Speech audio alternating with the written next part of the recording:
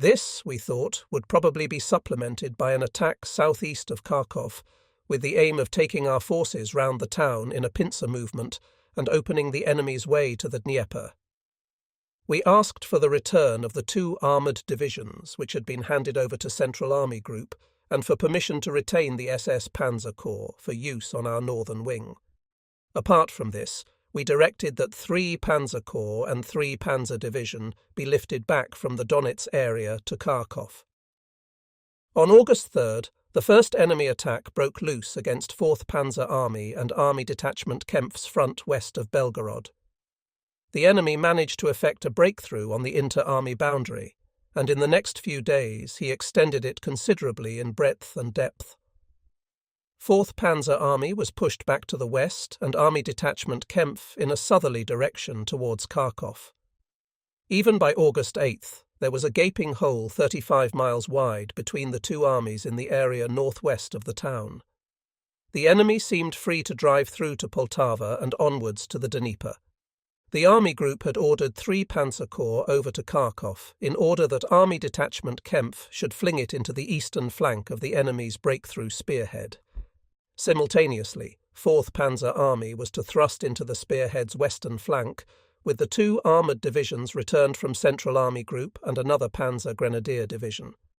It was clear, however, that no action by these forces, nor indeed by those of the Army Group as a whole, could provide any long-term answer to the problem. Our divisional casualties were already alarmingly high, and 2 divisions had broken down completely as a result of continuous overstrain. During the rapid advance of the enemy, moreover, a large number of our tanks had been lost while in workshops. In contrast to all this, the enemy had apparently made up the losses incurred during Citadel more quickly than we had expected. Above all, he had drawn strong new forces from other fronts. As one might have anticipated, it emerged beyond any possible shadow of doubt that the enemy was now resolved to force an issue against the German southern wing. Not only was he constantly bringing up fresh forces to the breakthrough front, but an attack was also imminent on our front east and southeast of Kharkov. At the same time, there were signs that a fresh offensive was planned on the Donetsk-Mius front. When the Chief of the General Staff came to see us on August 8th, I told him quite plainly that from now on we could no longer confine ourselves to such isolated problems as whether such and such a division could be spared for the Southern Army Group, or whether the Cuban bridgehead should be evacuated or not. The vital thing was that we should do everything in our power to frustrate what was obviously an enemy bid to destroy the German southern wing. There were 2 possible ways of doing this. One was to evacuate the Donetsk area forthwith in order to release forces for the Army Group's northern wing and at least to hold the Dnieper in the south. The other was that OKH should swiftly transfer at least 10 divisions from other fronts to those of 4th Panzer Army and Central Army Group's 2nd Army, adjoining it in the north, and set a further 10 in motion towards the Dnieper. But this time too, despite the Army Group's repeated demands, no effective action was taken. Meanwhile, the position was growing steadily worse. While the enemy pushed 4th Panzer Army further west, it became clear that he simultaneously intended to outflank Army Detachment Kempf through the gap he had torn and to encircle it at Kharkov. On August 12th, he also attacked our front east and southeast of the town. The divisions there, being far too widely extended, gave way, and the danger that the army detachment would be enveloped around the city became imminent. As usual, but this time for political reasons first and foremost, Hitler demanded that the town be held at all costs, pointing out that its fall could have an unfavourable effect on the attitudes of Turkey and Bulgaria. However true that might be, the army group had no intention of sacrificing an army for Kharkov.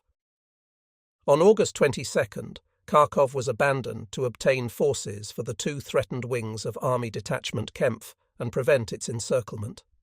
In the meantime, it had been redesignated 8th Army and taken over by my erstwhile Chief of Staff, General Wöhler.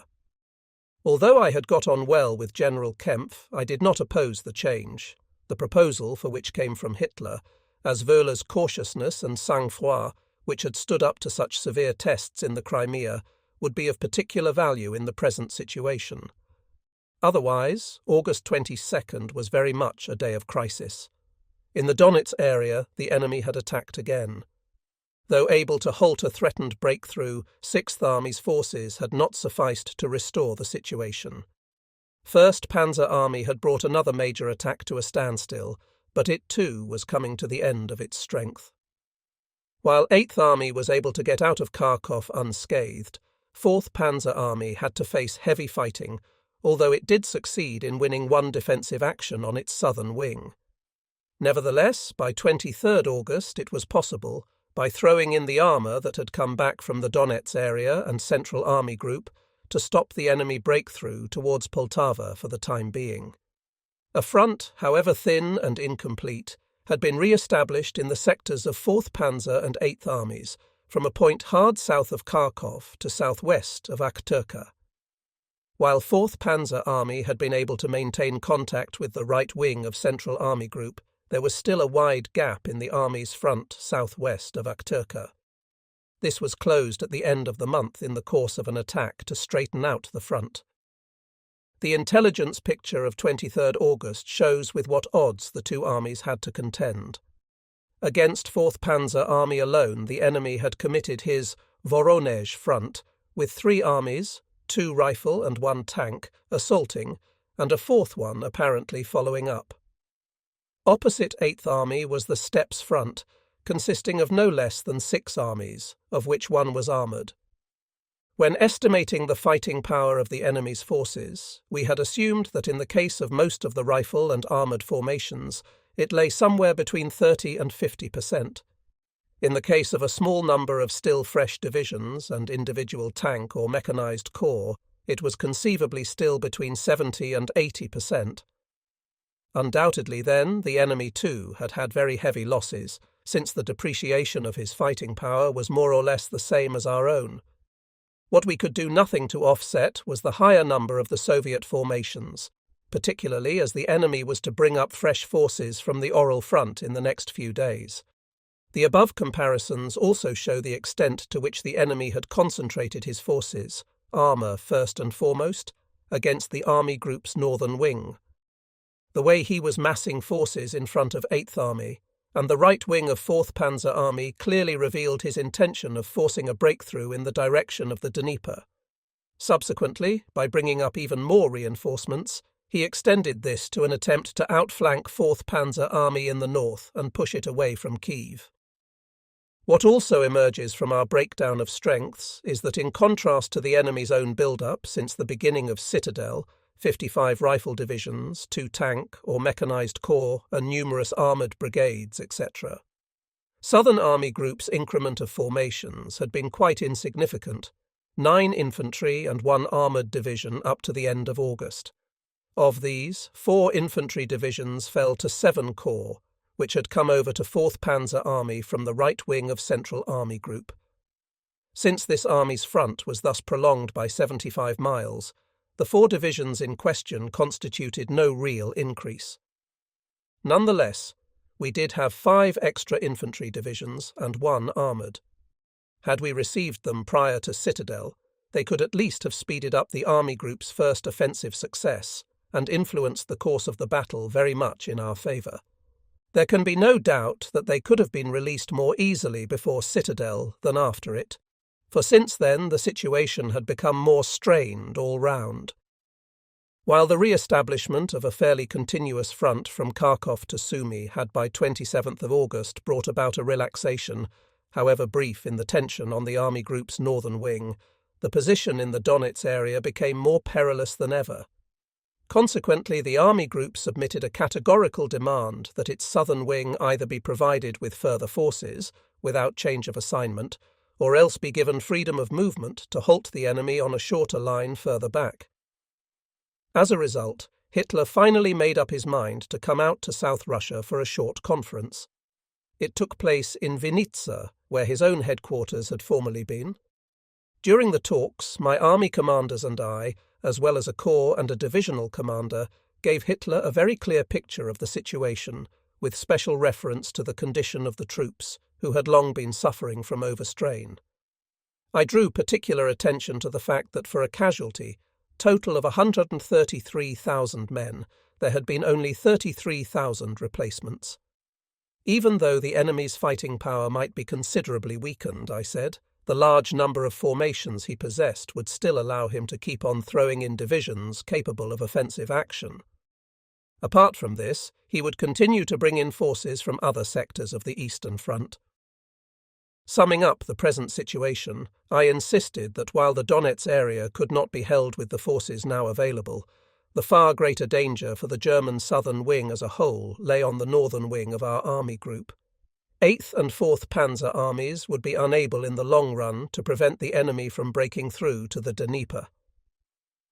I presented Hitler with the clear alternative, either of quickly providing the army group with new forces, in any case not less than 12 divisions, and exchanging our tired divisions with others from quiet stretches of front, or of abandoning the Donetsk area to release forces within the army group.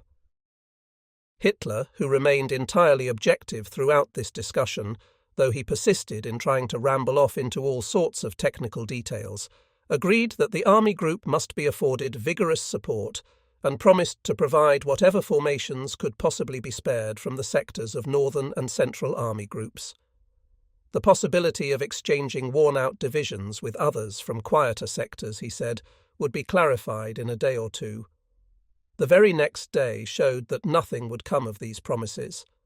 The Russians had attacked the left wing of Central Army Group, Second Army, achieving a local breakthrough which compelled the army in question to fall back to the west. Another local crisis in the same army group had been caused by a successful Soviet attack in the sector of Fourth Army.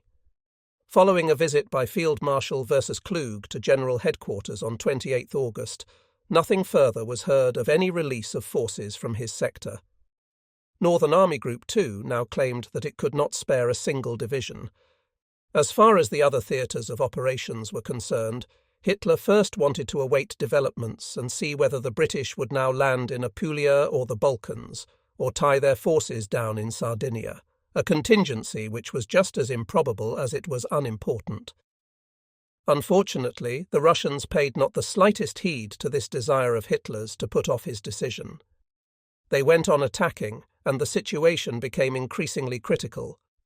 Sixth Army was penetrated, and the cause it had fighting on the coast threatened to be encircled by the enemy.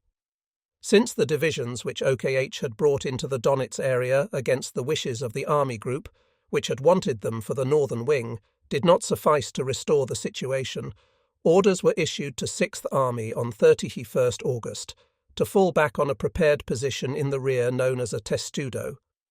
This meant that the first step in the evacuation of the Donetsk area was already taken. The same evening, Hitler finally gave the army group freedom gradually to withdraw 6th Army and the right wing of 1st Panzer Army. Provided, he said, that the situation absolutely demands it, and there is no other possible alternative. At the same time, instructions were given to destroy all installations of military importance in the Donetsk area. If only it had been given this freedom of movement a few weeks earlier, the army group would have been in a position to fight the battle on its southern wing more economically. It could have freed formations for the vital northern wing and still halted the enemy advance on a shortened front, possibly even forward of the Dnieper. Now, however, freedom of movement served only to preserve the southern wing from defeat. Even so, it remained doubtful whether a proper front could still be established forward of the river. While 1st Panzer Army, except for that part of its right wing which had to be pulled back in conjunction with 6th Army's withdrawal to new positions, was able to hold on the Middle Donetsk, the situation on the northern wing of the army group was again deteriorating.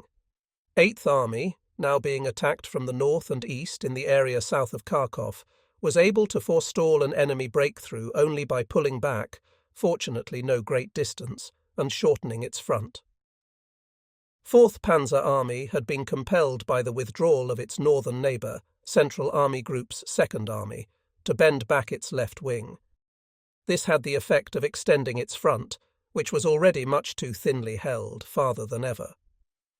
The further fact that ineptitude in the leadership of 2nd Army's southernmost corps, 13, caused it to retire into the Panzer Army's area, saddled the latter not only with 4 fairly battered divisions, but also with another 56 miles of front, this time facing north. One could foresee that once the enemy, whose assault power had temporarily slackened, resumed the offensive, the army was unlikely to hold him. This danger was rendered greater still by the new threat to the army's northern flank. The increasing gravity of the situation, and even more the absence of any decision from Hitler regarding reinforcements, caused me to fly to General Headquarters in East Prussia on 3rd of September. I asked Field Marshal Klug to accompany me, as I wished to act conjointly with him in getting our forces distributed in a way which would take account of what the enemy so obviously had in mind. At the same time, we wished to broach the need for rationalizing the overall leadership, i.e., for getting rid of OKW-OKH duplication in the Eastern Theatre of War. The previous day I had written General Zeitzler a letter demanding that something finally be done to effect a real concentration of effort at the decisive point on the Eastern Front. In view of developments on the adjacent wings of Southern and Central Army groups, I had said, it was essential that we take the precaution of assembling a strong army forward of Kiev. If the arrival of reinforcements from other theatres were delayed until our Western opponents committed themselves by a landing on the continent, we should be too late in the East. In any case, it should not be too difficult to guess the Western powers' general intentions from the disposition of their naval forces and shipping space. Zeitzler told me that when he showed the letter to Hitler, the latter had fumed with rage and averred that all I was interested in doing was conducting ingenious operations and justifying myself in the war diary. A pretty naive contention, I felt. I am sorry to say that the talk Klug and I had with Hitler proved quite profitless. Hitler declared that no forces could be spared either from other theatres or from Northern Army Group. His reaction to the idea of creating a unified command by transferring responsibility for all theatres of war to the Chief of the General Staff was equally negative, his contention being that even the latter's influence could make no difference or improvement to the overall conduct of the war. Hitler, of course, was fully aware that the ultimate object of proposing a chief of staff who would be responsible for all theatres of operations was that he, Hitler, while continuing to have the final say, should relinquish the conduct of operations as such. He was just as much opposed to this as he was to renouncing the command in the East by appointing an actual commander-in-chief for that theatre. As OKH still took no measures in the next few days to accommodate itself to the situation in Southern Army Group, I sent off a further teleprinter message on 7th September, in which I again reviewed the position on the Army Group front. I pointed out that the enemy had already committed 55 divisions, 2 tank corps, etc. against us, and that these came not only from his reserves but largely from other sectors of the Eastern Front. Furthermore, others were on the way. Once again, I insisted that decisive action must be urgently taken if the Army Group were to remain in control of the situation. The upshot of this was that Hitler appeared at our headquarters in Zaporozhye the very next day, having also summoned Field Marshal Kleist, commander of Army Group A, and General Ruoff, whose 17th Army was still in the Kuban, to meet him there. All I could do at this conference was once again to stress the seriousness of the Army Group's situation, the state of its troops, and the consequences which would result not only for ourselves but also for Army Group A if our northern wing were defeated. I emphasized that the position on the Army Group's right wing could not be restored forward of the Dnieper. On the northern wing of 6th Army, the enemy had succeeded in tearing a 28-mile gap in our front, in which only the remains of 2 divisions were still fighting.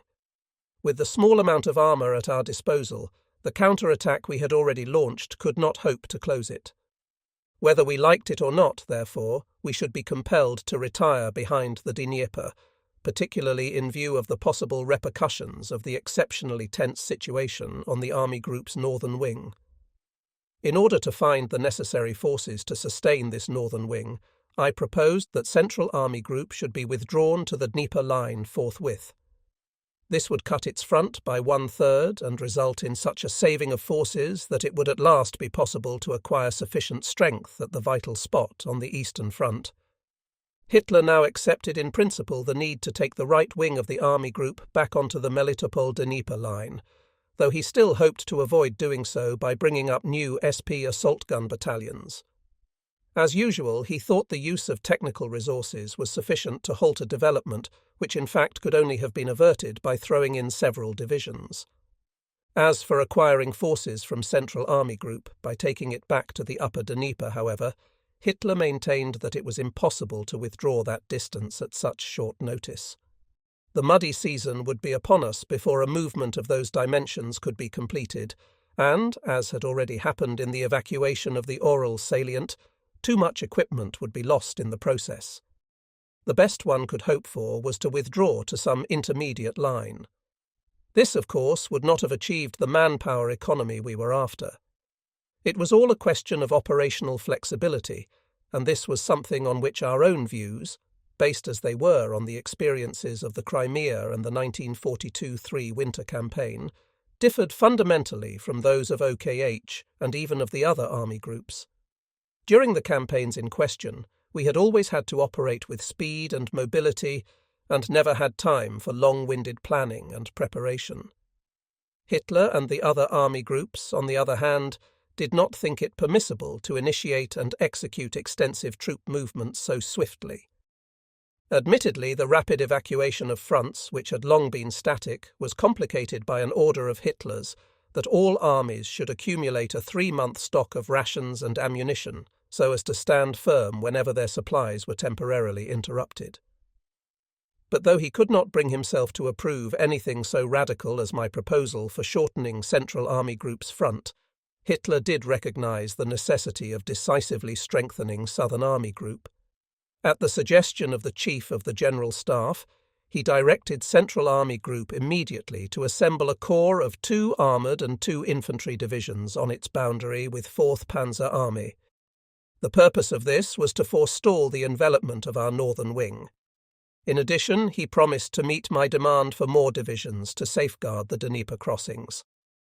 Last of all, in order to make more forces available, he decided to evacuate the Kuban bridgehead, which had long since ceased to be of any operational value. According to Field Marshal versus Kleist, this operation could be completed by 12th of October. Unfortunately, we were not able to get the appropriate orders issued straight away, i.e., direct from my headquarters. But when I saw Hitler off at the airstrip, he repeated his promise of reinforcements before getting into his machine. On the afternoon of the same day, we issued orders to 6th and 1st Panzer armies to go over to a mobile defensive, conducting it in such a way that the stability of the troops was maintained and as much time as possible gained for the withdrawal. As far as the fronts of 4th Panzer and 8th armies were concerned, the army group hoped that once Hitler had fulfilled his promise, the situation on 4th Panzer's northern wing could be restored through a counter-attack by the corps which Central Army Group was due to hand over to us. We should be able to buttress the front with the divisions now moving to the Dnieper.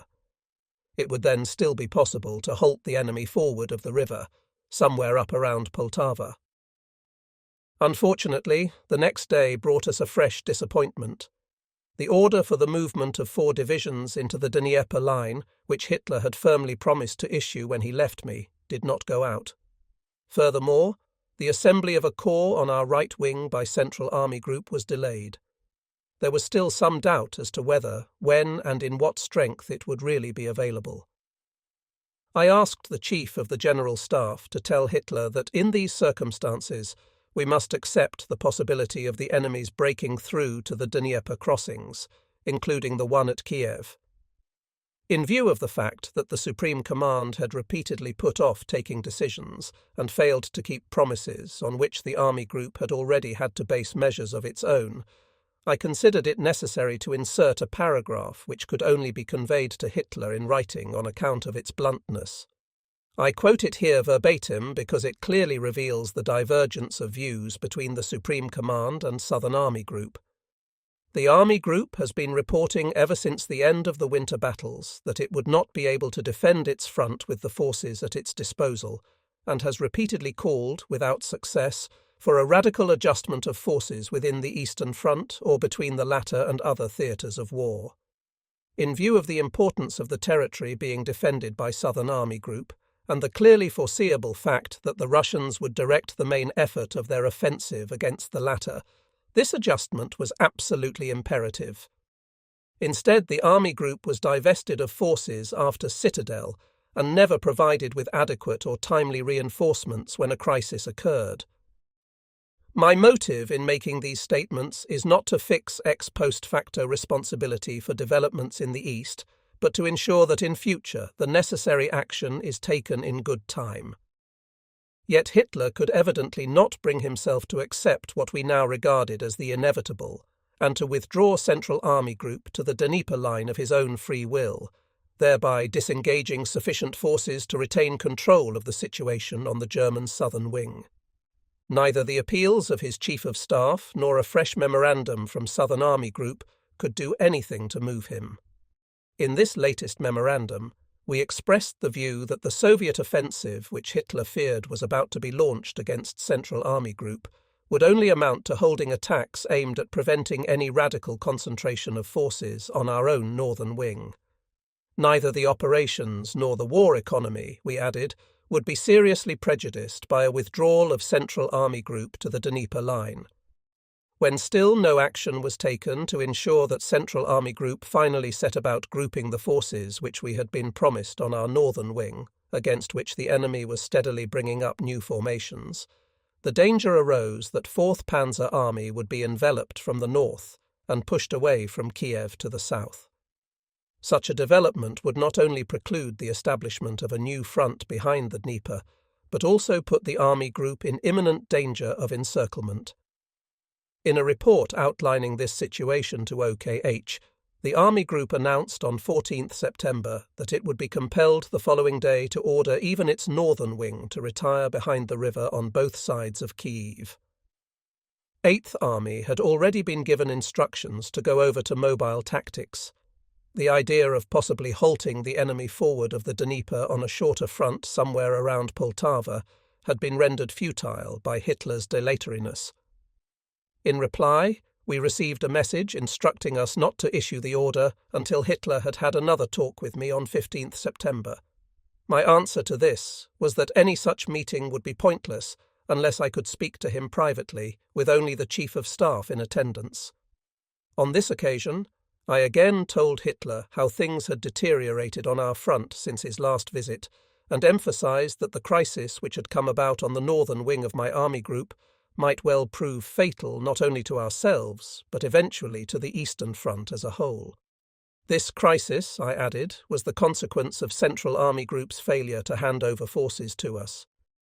In view of the fact that Southern Army Group had always loyally obeyed any OKH orders of this kind, we did not see why other army groups should not do the same, particularly as the forces in question could not help Central Army Group to hold its own front if 4th Panzer Army collapsed. To me, I said, it seemed quite intolerable that a transfer of forces which the Supreme Command itself had acknowledged to be urgently necessary could not be enforced. What was to become of us if army group commanders did not do what they were told? I, at any rate, was confident that I could get my own orders carried out. The reason why Hitler had not got his way with Central Army Group in this case was, of course, that he had failed to give timely consideration to the need to shorten the front there and had not demanded prompt execution in spite of all the objections raised. I closed my remarks by saying that it was very doubtful at the moment whether 4th Panzer Army would get back over the Dnieper. While the Army Group would naturally do everything in its power to ensure that this operation ran smoothly, we had to insist that all 4 available railways should simultaneously be used to bring over 1 division each from Central Army Group to our own northern wing, for as long as was necessary to restore the situation there. That this would inevitably necessitate withdrawing Central Army Group onto the Dnieper line was self-evident. The fate of the whole Eastern Front was at stake here, I said, and the only possible solution was to bring strong forces up into the Kiev area forthwith. Although Hitler accepted my implicit criticism of his leadership calmly enough, he doubtless derived small satisfaction from the interview. Nevertheless, this meeting did result in the immediate issue of an order to Central Army Group to move 4 divisions off at top speed to Southern Army Group, starting on 17th September and using all 4 railway lines at once. We were also promised infantry units and replacements from the west to bring our divisions up to strength, in all 32 battalions.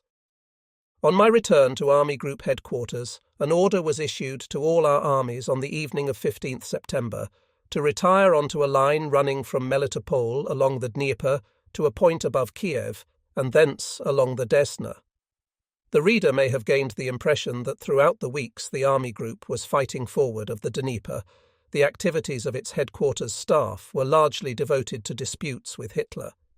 Indeed, our constant attempts to persuade the Supreme Command to take necessary measures in good time, and unavoidable ones before it was too late, did cost us a great deal of effort and nervous energy. Mine was a staff accustomed to taking quick decisions, and I personally was hardly one to enjoy continually repeating the obvious. In the last analysis, this struggle to get operational needs recognized in time was the decisive feature of the 1943-4 campaign on the German side. The Army Group order issued on 15th September after my return from General Headquarters laid down that the Army's rate of withdrawal to the Dnieper line should be entirely subjected to the need to maintain the fighting strength of the troops. It expressly stated that all orders and decisions must give priority to the principle that as long as units remain intact, they will overcome every difficulty, whereas no withdrawal can be carried out with troops who have lost their fighting strength or stability. Wherever possible, the armies were to let the enemy expend his energies in the assault in order to gain time for the withdrawal. 6th Army had to pull back its 2 southern corps into the prepared positions between Melitopol and the Dnieper bend south of Zaporozhye. Its northern corps was to retire into the Zaporozhye bridgehead. While this corps sector now came under the orders of 1st Panzer Army, the rest of 6th Army went over to Army Group A, whose 17th Army was being brought back from the Kuban to the Crimea. 1st Panzer Army had to cross the Dnieper at Zaporozhye and Dnepropetrovsk in order to take over the front from Zaporozhye to a point 20 miles east of Kremenchug. Once the east-west crossings had been completed, the Dnepropetrovsk bridgehead was to be abandoned, whereas that of Zaporozhye had to be held on the express orders of Hitler. The right wing of 8th Army, which was likewise to be withdrawn onto Dnepropetrovsk, came under command of 1st Panzer Army. The army was also instructed to take immediate steps to assemble 40 Panzer Corps, with a strength of 2 armoured divisions, 1 Panzer Grenadier Division and the SS Cavalry Division, south of the Dnieper for transfer to the Army Group's left wing. This measure was, however, thwarted by Hitler's order to hold the Zaporozhye bridgehead. The consequences will be discussed later. 8th Army was to change banks in the sector flanked by the bridgeheads of Kremenchug and Cherkasy, attaining the latter crossing by dint of concentrating strong armoured forces on its left wing. Since the army had to hold a front behind the Dnieper, reaching to a point 20 miles south of Kiev, it was to take over 4th Panzer Army's 24 Panzer Corps as soon as the latter crossed the river. 4th Panzer Army's task was to get the last-named corps over the Dnieper at Kanev and the main bulk of the army at Kiev, as well as to ensure that behind-the-river contact was re-established to the north with the right wing of Central Army Group. The withdrawal into the Melitopol, Dnieper positions, which was set in motion by this order and executed in the face of unremitting pressure from a far superior opponent, probably represents the most difficult operation performed by the Army Group throughout the 1943-4 campaign. On the right wing, in 6th Army's area, the manoeuvre proceeded with relative ease, as the army was able to pull its forces back frontally into the consolidated positions north of Melitopol and the bridgehead of Zaporozhye. The main danger in this sector lay in the superior strength of the pursuer, particularly of his armour, which was able to thrust into the midst of our forces while they were actually on the move. On the other hand, exceptional difficulty was experienced in getting the other 3 armies back behind the river. From a front 440 miles in length, they had to converge on a maximum of 5 Dnieper crossings. Having once crossed the Dnieper, however, They had to form another defensive front as wide as their previous one, and be fully deployed again before the enemy could gain a foothold on the southern bank. It was this very process of concentrating the entire forces of each army onto one or at most two crossing points that gave the enemy his big chance.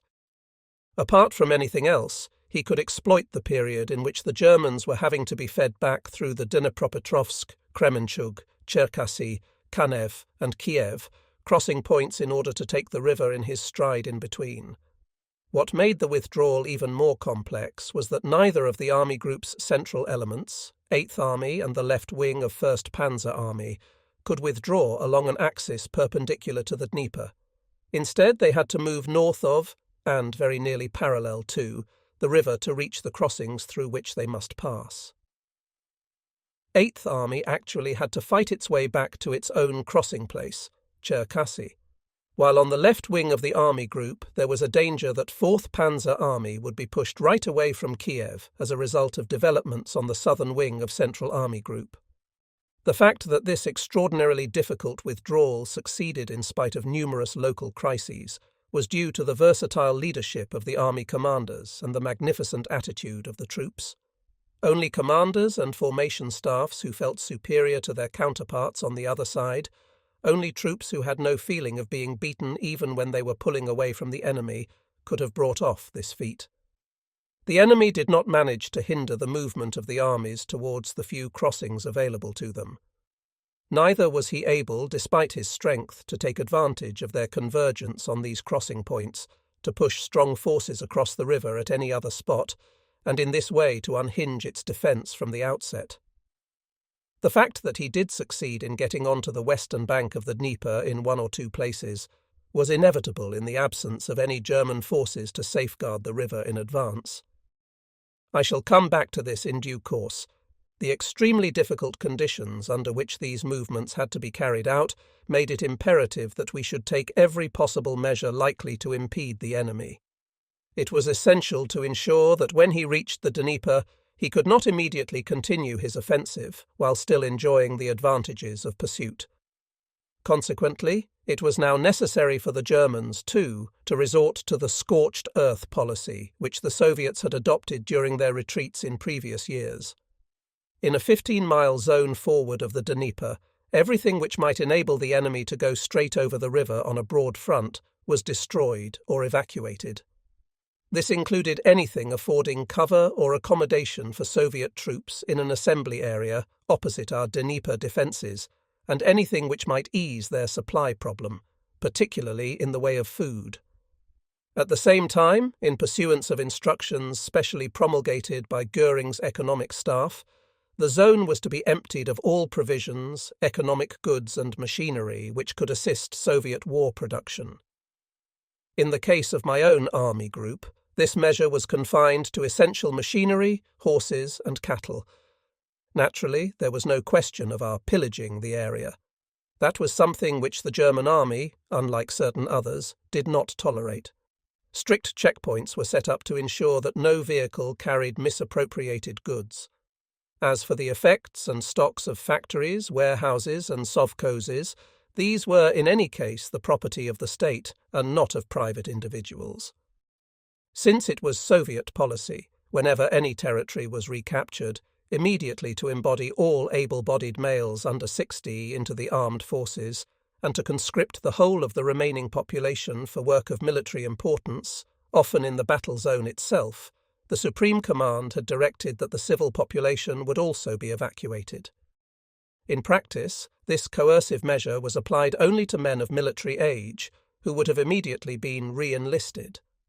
On the other hand, a considerable proportion of the Russian population joined our withdrawal quite voluntarily in order to escape the dreaded Soviets, forming big trek columns like those we ourselves were to see later in eastern Germany. Far from being forcibly abducted, these people received every possible help from the German armies and were conducted into areas west of the Dnieper in which the German authorities had arranged to feed and accommodate them. They were allowed to take along everything, including horses and cattle, which could possibly accompany them, and wherever we could manage to do so, we put our own vehicles at their disposal. Although the war caused these people a great deal of misfortune and hardship, the latter bore no comparison to the terror bombing suffered by the civil population in Germany, or what happened later on in Germany's eastern territories. In any case, all the measures taken on the German side were conditioned by military necessity. One or two figures may serve to show what an immense technical achievement this withdrawal operation was. To begin with, there were 200,000 wounded to evacuate. About 2,500 trains were needed to shift German equipment and stores and requisitioned Soviet property. And the Russian civilians who had attached themselves to us alone numbered many hundreds of thousands. Despite the extra difficulties involved in having only a few crossing points at our disposal, the withdrawal was completed in a relatively short space of time, thereby proving, contrary to what others might think, that even operations of this kind can be executed quickly. By 30th September, every army in the group was back on the Melitopol-Dnieper line. By crossing the Dnieper, the army group had undoubtedly put a strong natural obstacle between itself and the enemy, at least as long as the summer was with us. Yet it could not expect the decrease in tension to last for long. We were convinced that the enemy would continue to seek a showdown in this sector of the Eastern Front and nowhere else, for operationally, economically and politically it was here that the most tempting prizes lay. Consequently, he could be expected to exploit the supply potential of his southern wing to the utmost in order to keep throwing fresh forces, either from his reserves or from other sectors of the front, into the struggle against Southern Army Group. Obviously, he would not be debarred from launching holding attacks or limited offensives in other parts of the front, but even if they produced local successes, these would not be of decisive importance when compared with the events on the southern wing. What prospects did Southern Army Group have of holding its ground? Was there a chance that the enemy might finally bleed himself white in attacks on the Dnieper line? These questions could have been answered much more confidently in the autumn of 1943 if the Dnieper line had been a strongly prepared system of fortifications. This, unfortunately, was far from being the case. It is true that as early as the winter of 1942-3, the Army Group had called on OKH. To fortify the Dnieper line with the least possible delay, the Army Group sought assistance. However, Hitler rejected the request, opposing rear area defences and prioritizing the Atlantic Wall. As the fighting approached the Dnieper in early 1943, the Army Group initiated the conversion of Zaporozhye, Dnepropetrovsk, Kremenchug and Kiev into bridgeheads. With the transition to defensive warfare after Citadel, efforts to enlarge and extend the Dnieper fortifications began. Despite challenges in acquiring construction resources, the defence's effectiveness depended on adequate occupation. German formations had weakened due to prolonged combat, exacerbated by insufficient replacements. The Army Group informed OKH of the precarious situation, doubting the Dnieper line's sustainability. Infantry divisions were tasked with river defence, while armour served as a mobile reserve. The Army Group demanded more infantry divisions, emphasising Southern Army Group's pivotal role in Eastern Front battles. The Army Group stressed the importance of prioritising Southern Army Group's reinforcement and ensuring adequate ammunition supply. The success of defending the Dnieper line hinged on meeting these demands and massing forces in anticipation of Soviet offensives. However, disagreements persisted between Southern Army Group and the German Supreme Command regarding support allocation. Efforts to strengthen the southern wing faced opposition from Hitler, despite proposals for strategic adjustments. By late September, it was evident that the enemy intended to push beyond the Dnieper. 1st Panzer Army faced significant opposition, with 3 enemy armies and substantial forces advancing towards the Zaporozhye bridgehead. 2 armies of 15 divisions, followed by a tank army of 3 corps, were advancing on the Dnieper between Dnepropetrovsk and Kremenchug. 2 armies of about 12 rifle divisions, 2 tank and 1 mechanized corps, followed by a tank army of 3 more corps, were moving towards the Dnieper between Cherkasy and Rzhishchov. On the other hand, the only Soviet forces initially identified as moving on Kiev and the sector of river north of the city were 3 rifle and 1 mechanized corps. Obviously, the enemy wanted to direct the main effort of his operations against the Dnieper Bend in the first instance.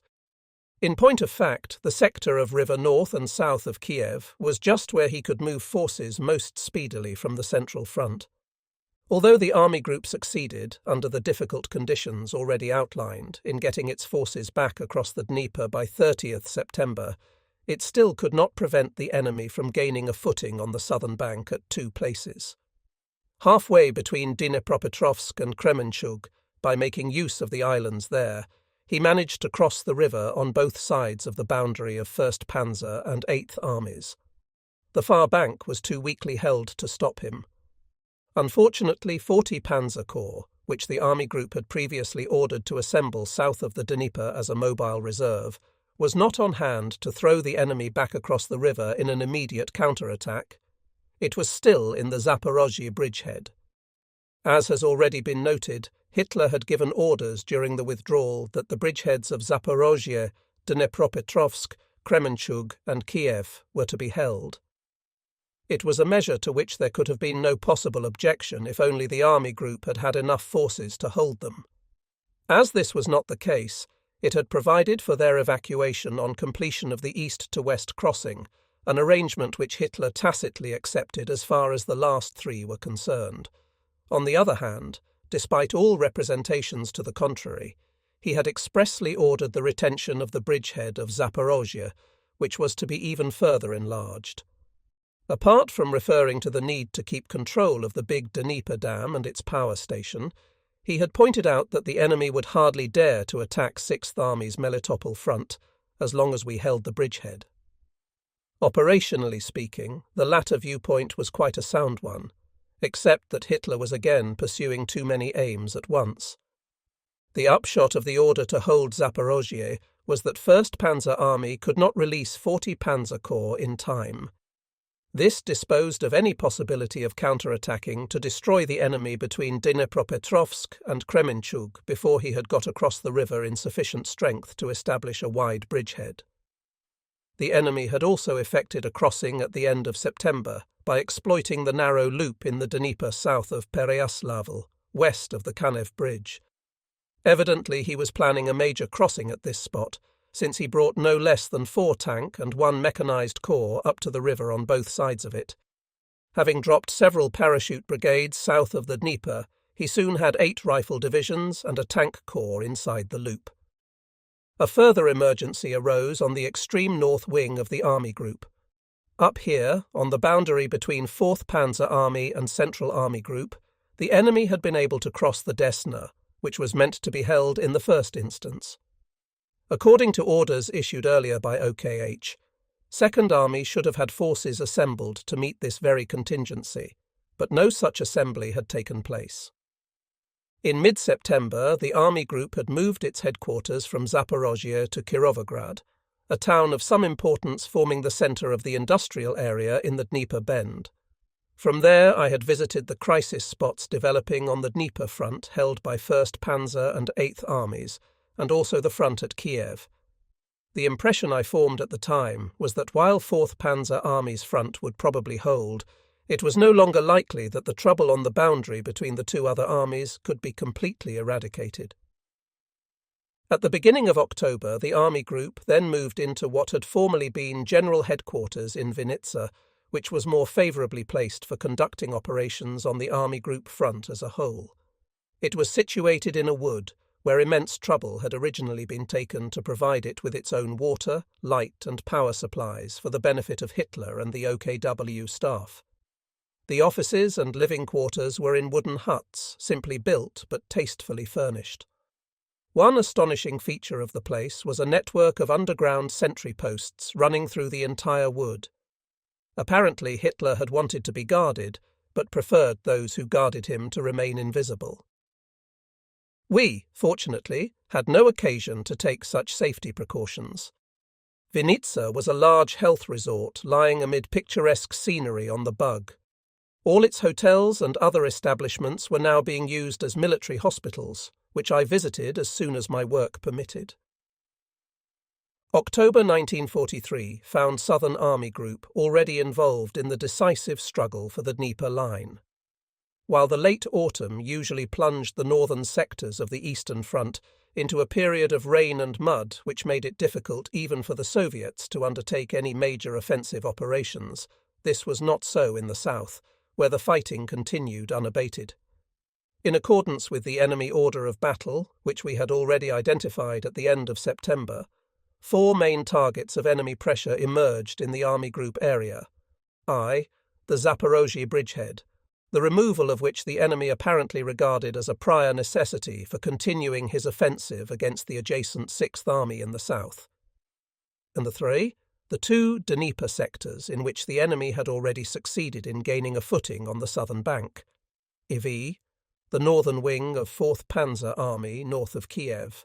Although the Zaporozhye bridgehead was able to beat off strong Soviet attacks at the beginning of October, which meant, of course, that 40 Panzer Corps did not become free in time to eliminate the enemy bridgehead between Dnepropetrovsk and Kremenchug, the enemy paused only to bring up reinforcements before renewing his assault. By laying down a barrage of shell fire bigger than anything we had seen to date, it was here that entire divisions of artillery appeared for the first time, and throwing in no fewer than 10 divisions strongly supported by armour, he succeeded in breaking into the bridgehead. After heavy fighting, the latter had to be abandoned. Although we still managed to get the defending troops back over the river and to blow up both the dam road and the railway bridge which we had finished repairing only a few months before, the divisions which had been fighting in the bridgehead were severely weakened, and it was doubtful whether they would still be fit to defend the river itself. In any case, we had been made to pay far too dearly for Hitler's insistence on holding the bridgehead. While it had been possible to bring the enemy to a temporary halt at his point of penetration halfway between Dnepropetrovsk and Kremenchug by calling on the mobile reserves of 1st Panzer and 8th Armies, he could not be made to release his hold on the southern bank of the river, and was steadily building up his forces there to extend the bridgehead in both breadth and depth. More will be said later on developments in this quarter, which were to have a decisive effect on future operations in the Dnieper Bend. At the same time, the enemy was making every possible effort to enlarge the bridgehead he had gained on the left wing of 8th Army in the Dnieper Loop at Pereyaslav. However, mobile forces from 4th Panzer and 8th Armies succeeded in repulsing his attempts to cross the river on a broad front and in destroying what forces had already been put over. The same fate overtook the Soviet parachute brigades dropped here and southwest of Cherkasy. Thus, the enemy in this narrow bridgehead south of Pereyaslav, which was extremely difficult to break out of, remained to a large extent under our control.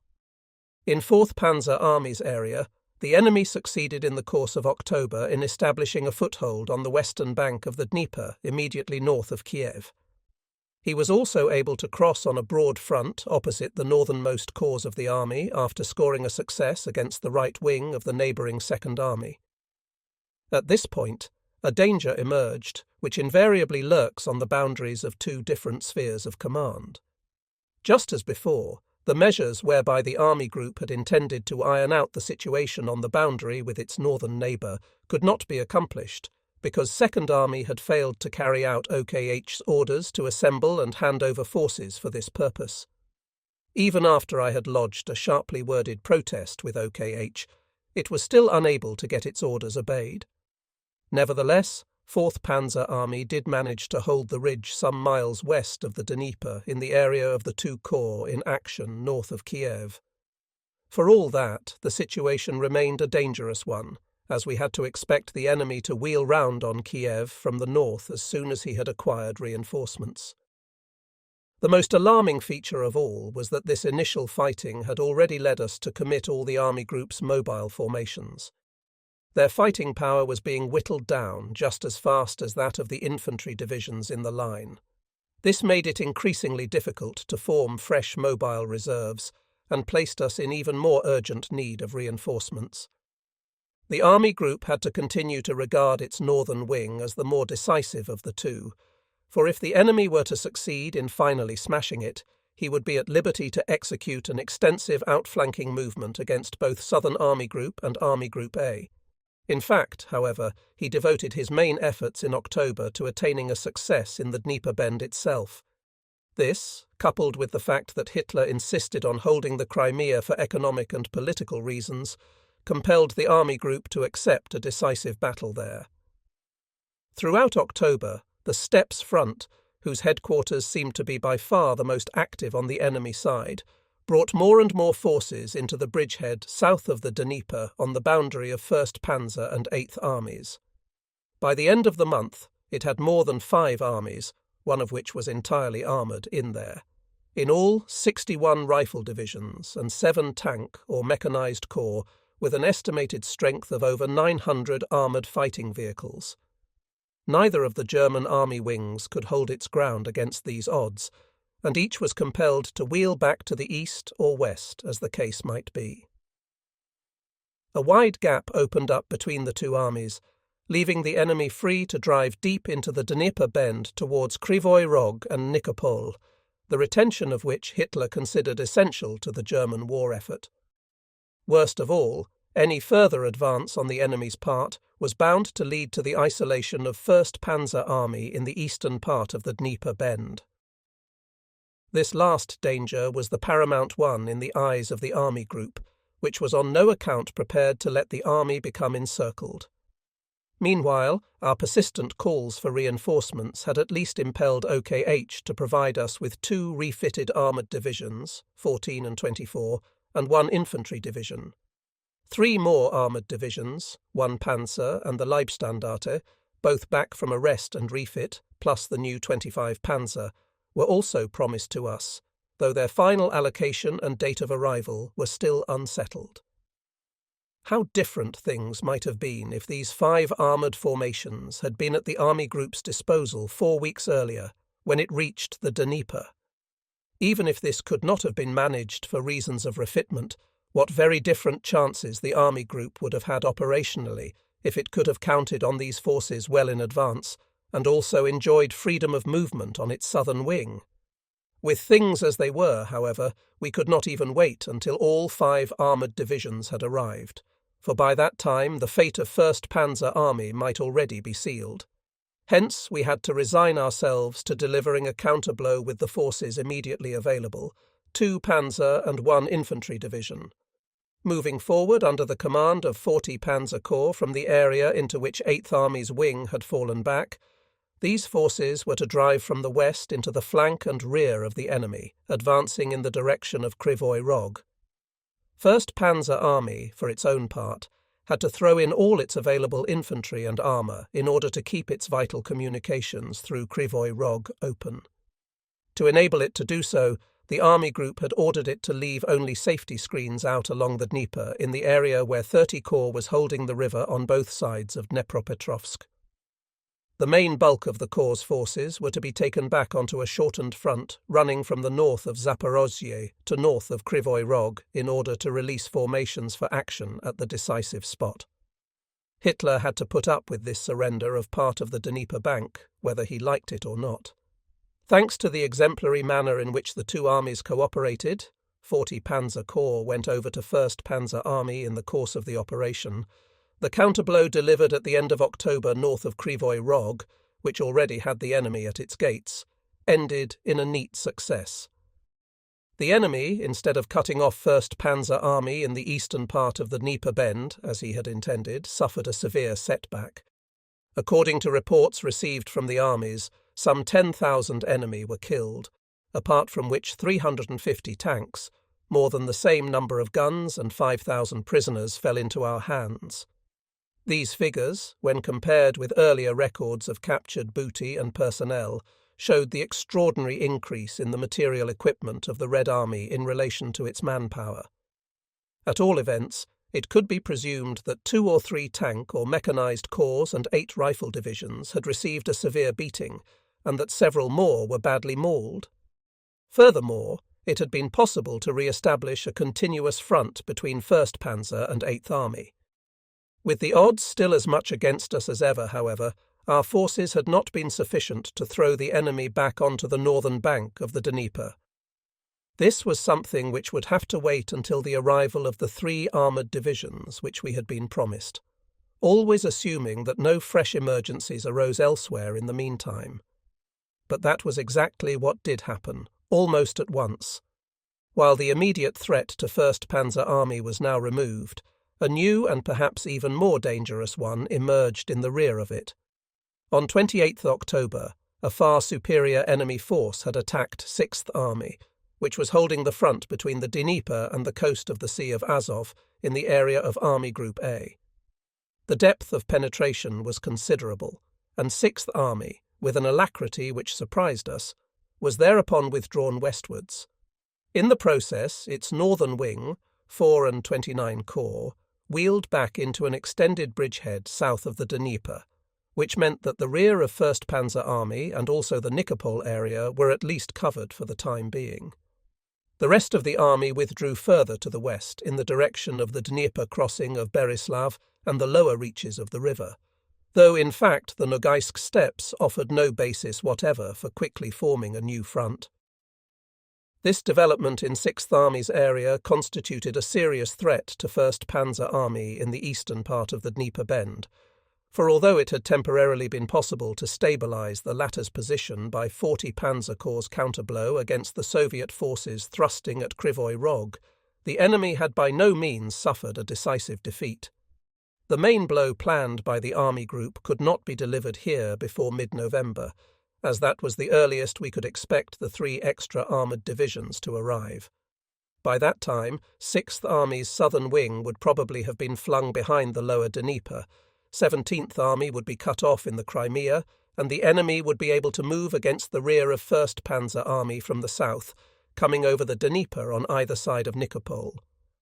The position of 1st Panzer Army, which was even now confined to a narrow hose-shaped area reaching as far east as Zaporozhye, with its front facing north and east, would then become more than precarious.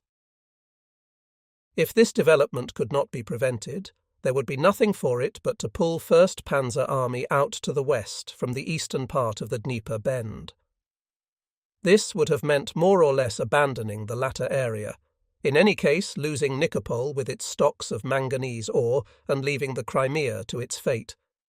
To forestall any such development, and in particular to obviate any threat to the rear of 1st Panzer Army, I suggested the following operational expedient to OKH. Immediately on disengaging from the battle north of Krivoy Rog, 40 Panzer Corps should launch a surprise attack with 2, if possible 3, armoured divisions from the bridgehead still held by 6th Army south of Nikopol, driving into the flank of the enemy forces which were pursuing 6th Army through the Nogaisk steppes towards the lower Dnieper. The purpose of this thrust would be to enable 6th Army to form a front forward of the Dnieper, and to maintain contact with 17th Army in the Crimea. At the same time, the threat to 1st Panzer Army's rear would be eliminated. By 12th November at the latest, the Corps should again be available north of the Dnieper to take part in the projected stroke in the area of 1st Panzer Army, together with the 3 extra armoured divisions now due to arrive. Should this meet with the decisive success for which we hoped, it might even be possible to effect a further intervention in 6th Army's area, with a view to recapturing the Melitopol-Dnieper front. This proposal naturally received enthusiastic approval from Hitler, presenting him as it did with the prospect of keeping Nikopol and the Crimea. Nonetheless, it never came to fruition, as 6th Army's withdrawal behind the lower Dnieper proceeded so fast that a sally by 40 Panzer Corps from the Nikopol bridgehead had no further hope of success. After that, events on the northern wing of the army group ruled out any possibility of using the 3 armoured divisions still on their way to us in the Dnieper Bend. It would have been pointless to mention this plan here at all had it not contained one all-important lesson, that even when forced to resort to operational expedients, one should never for a moment disregard the fundamental idea on which one's own conduct of operations is based.